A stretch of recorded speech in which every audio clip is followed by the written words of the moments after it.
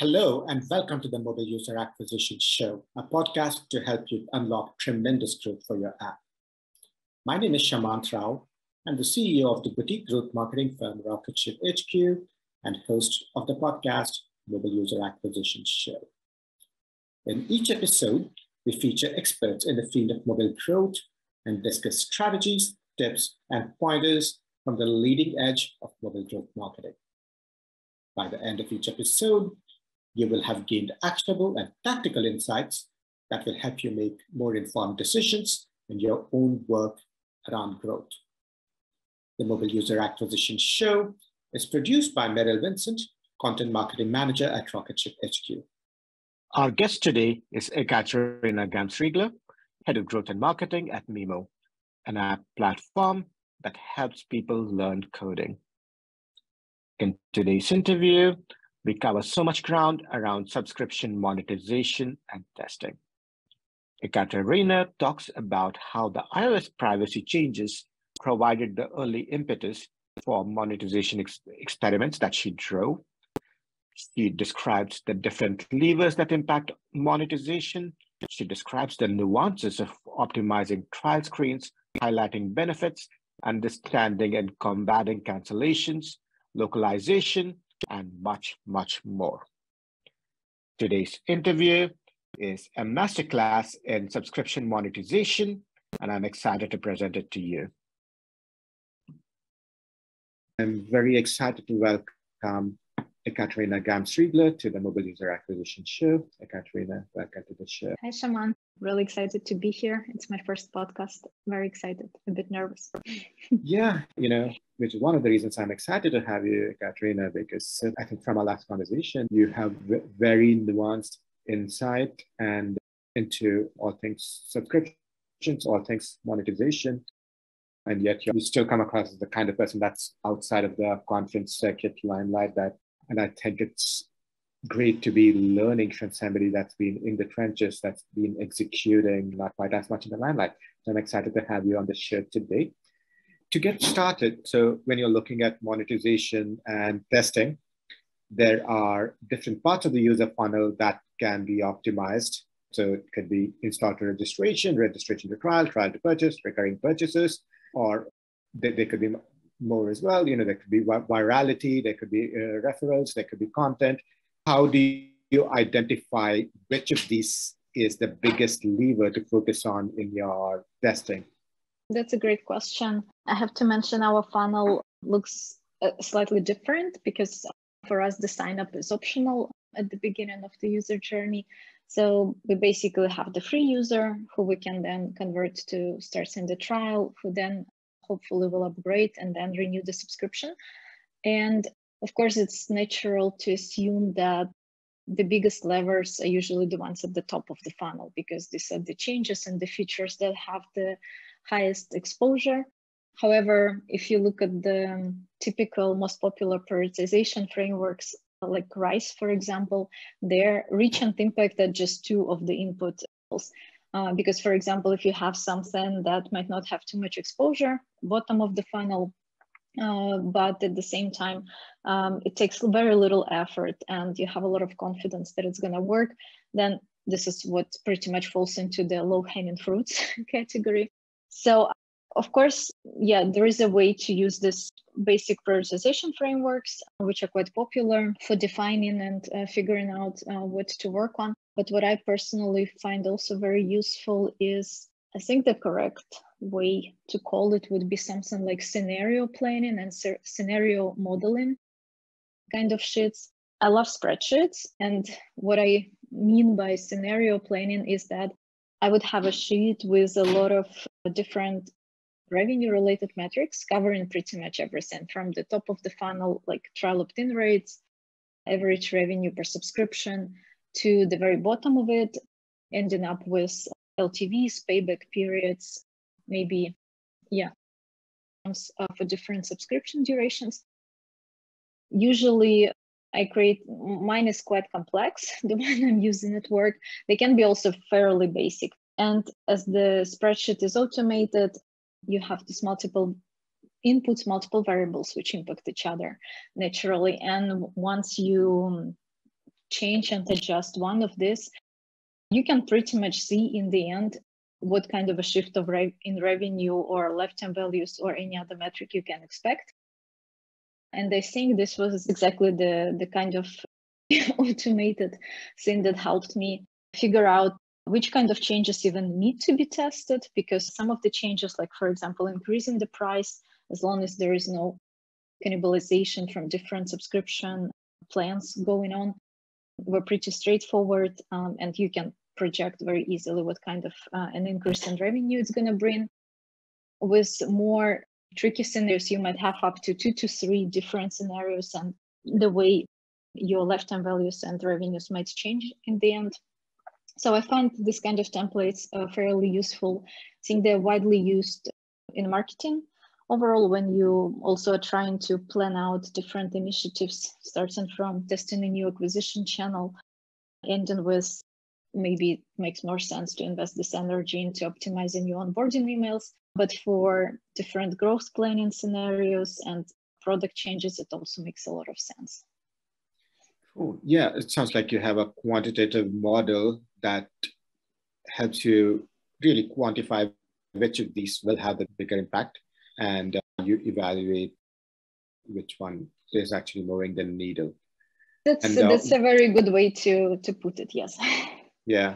What were some of the things that you saw would have the most impact on testing when you guys were getting started with the experimentation? Yeah, well, we in 2021, I believe, for us as well as for many other advertisers and products, were quite challenging times in terms of the customer acquisition costs on iOS have increased quite a lot, like for us specifically. And the thing was that the unit economics was becoming, it was still viable, but it was still far from the way it used to be, which was limiting our marketing investment quite significantly. So naturally, the choices were to either decrease the customer acquisition costs or to increase our lifetime values, or to do both simultaneously, which we pretty much focused on.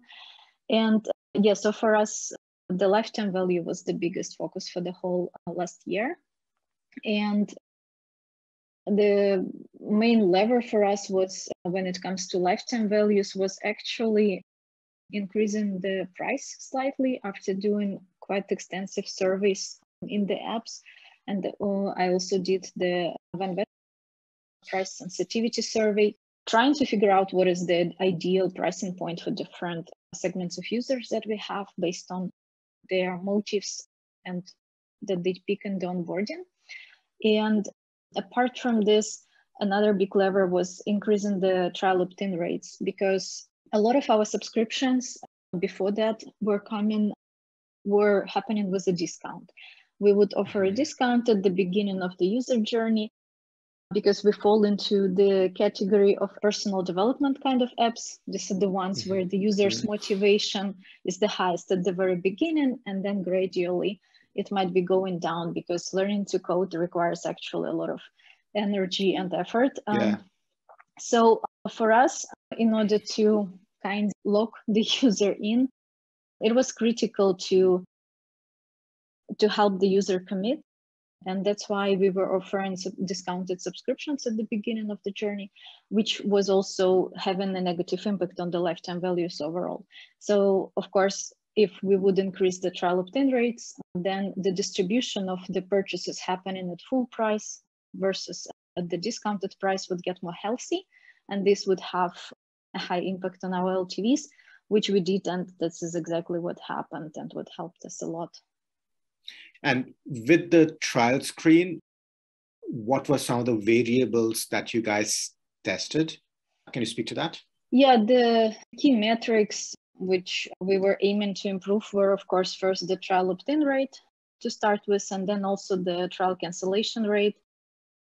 I think we are not that much different from other apps when it comes to cancellations, that about half of them are happening within the first 24 hours. But I can cover, for example, I can start with the trial opt-in rate.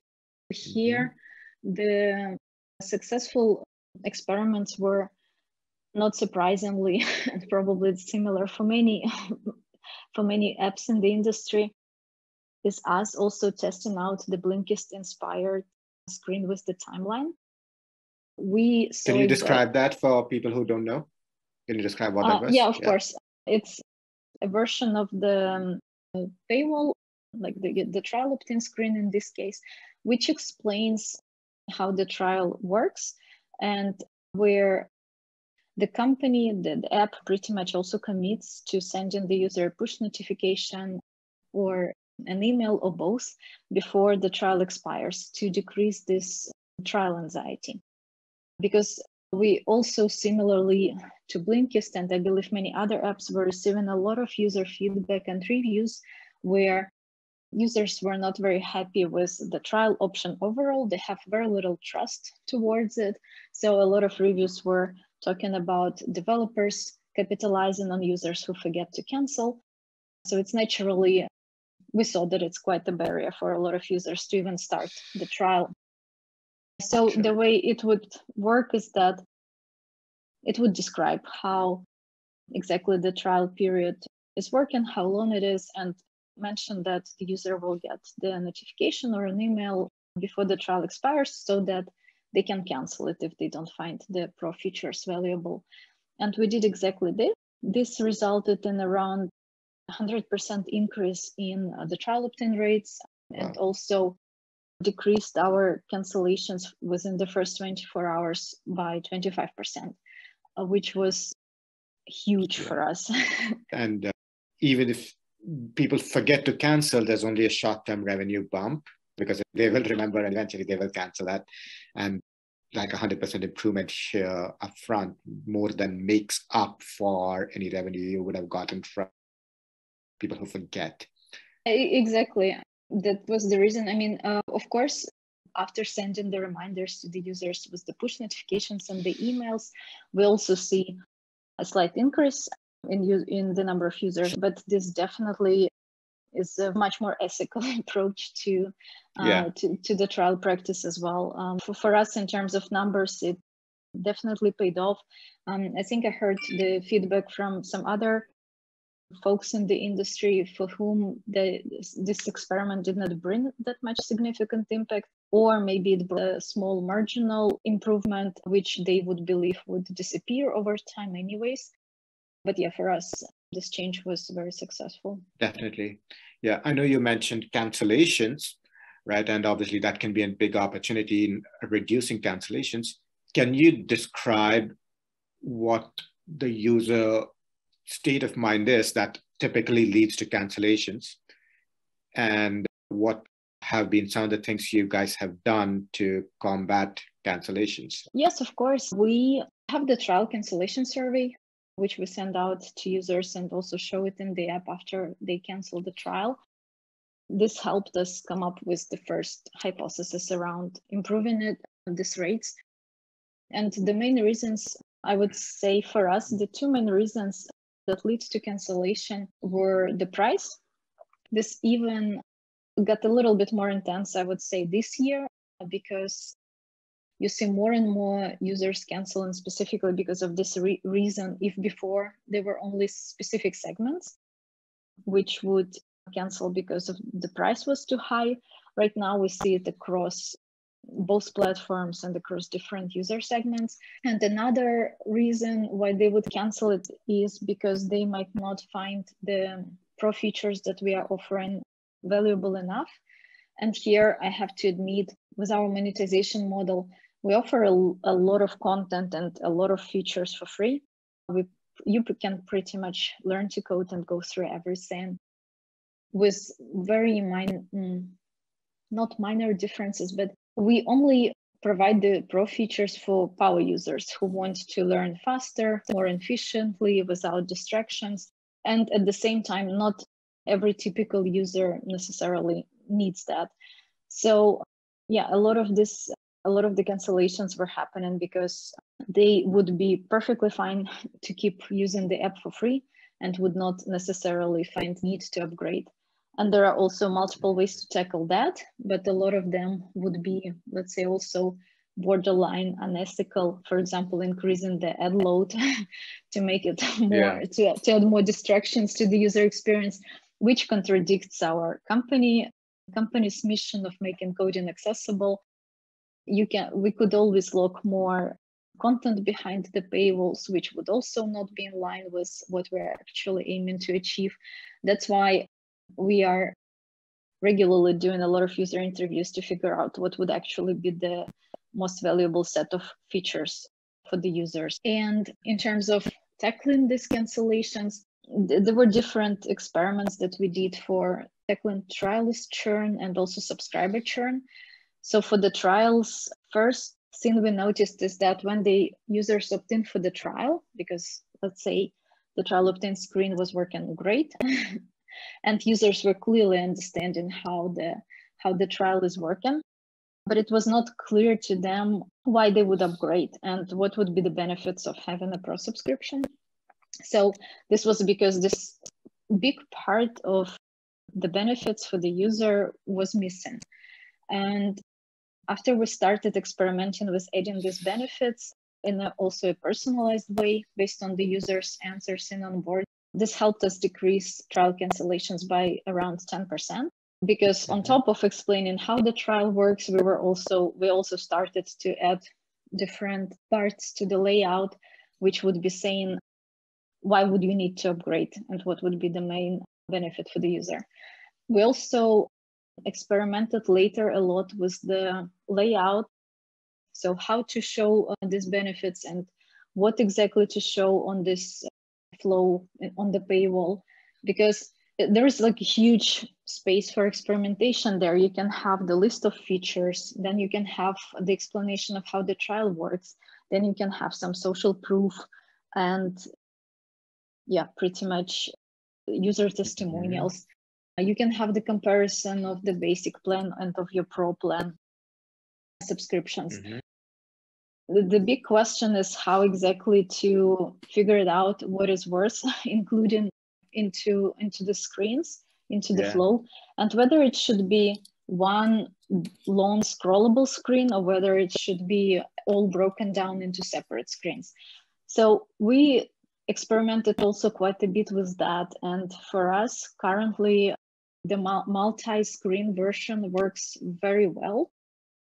It also led to around 60% improvement in the trial opt-in rates and also decreased our cancellation rates by a lot, because even at the opt-in stage, users would already clearly understand like what is the benefits of opting in for a trial, for a pro subscription, and also how is it different from the basic version.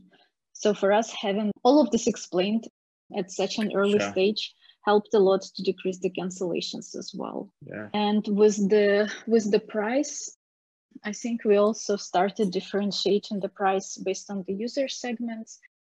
Here it's also a fairly, I would say, low risk strategy in terms of unless your distribution of users significantly changes, then you have a choice of either this particular segment will not be properly monetized at all, and all of them will end up not even opting in for the trial and then canceling it, or you technically have a chance to resurrect such subscribers, which means that for some segments we're offering 50% off if they cancel the trial.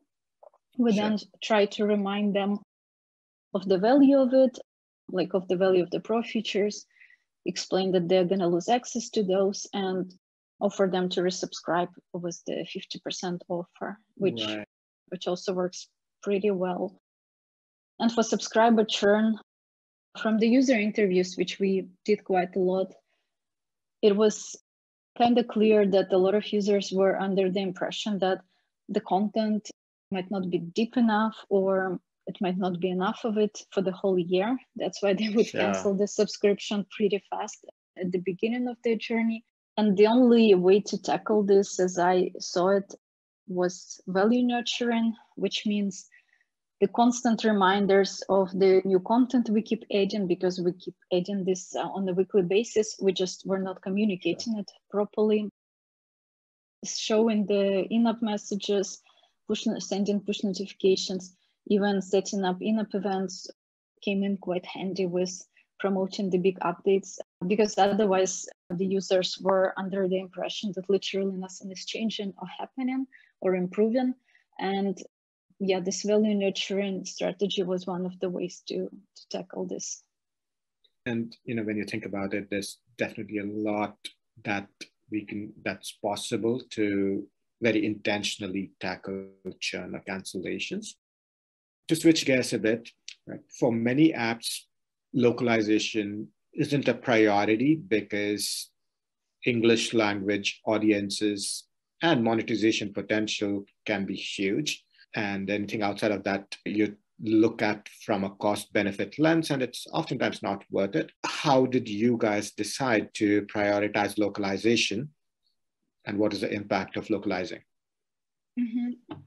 You're definitely right when it comes to potential in monetization and pretty much the improvements that you can get out of after localizing the product. However, I would say that better monetization is just one of the very many aspects based on which I would make and prioritize such strategic initiatives. Because for us, again, it was a lot about the users and about our mission. And when you see day after day that having the app available in a particular language is number one request from a huge amount of your daily or monthly active users, then naturally it becomes obvious that this is a huge barrier for them. And again, as learning to code is not easy already, yeah, adding this extra barrier on top of all of these other misconceptions and barriers that users feel towards even trying it out felt like something that we should tackle. Mm-hmm. And so I would say this decision was based to a large extent on we believe this is the right way for us to proceed. And another big aspect of it was not that much about monetization, but about better retention and better user engagement in the apps, because you could clearly see that users whose devices are set to English had much better engagement metrics, and they would also have, this would lead to also higher monetization, because you cannot sell anything to anyone if they're not returning to the app. So retention in this case was, the main hypothesis was that it would help us improve retention, which in turn would be a driver for growth, for better monetization, and for better virality. And this is exactly what happened.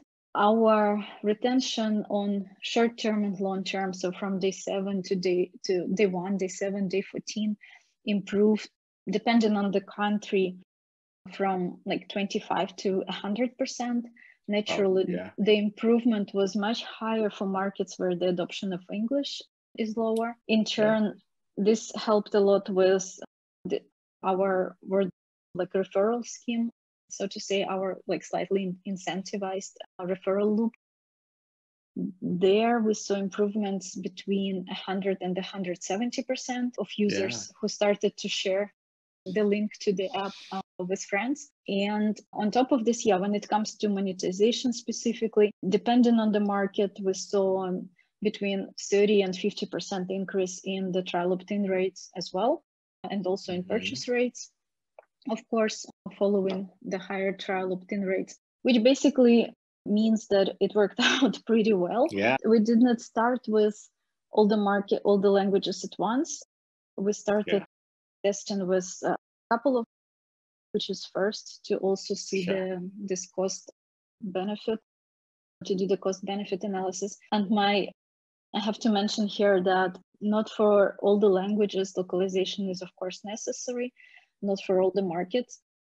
For example, that's why I would suggest to always look not only at the qualitative insights of feedback from users, but also at the usage data as well, because what we saw is that, for example, users with the devices set to German or French were requesting localization a lot. They would be very vocal about it in user reviews and giving us low ratings for not having one. But on the other hand, the way they were behaving in the app, the way they were using it, the way they were purchasing the subscriptions was pretty much in line with the English-speaking users who were consuming the content in English. But there were other aspects, like, for example, better app ratings and reviews, which also improved since we started rolling localizations out.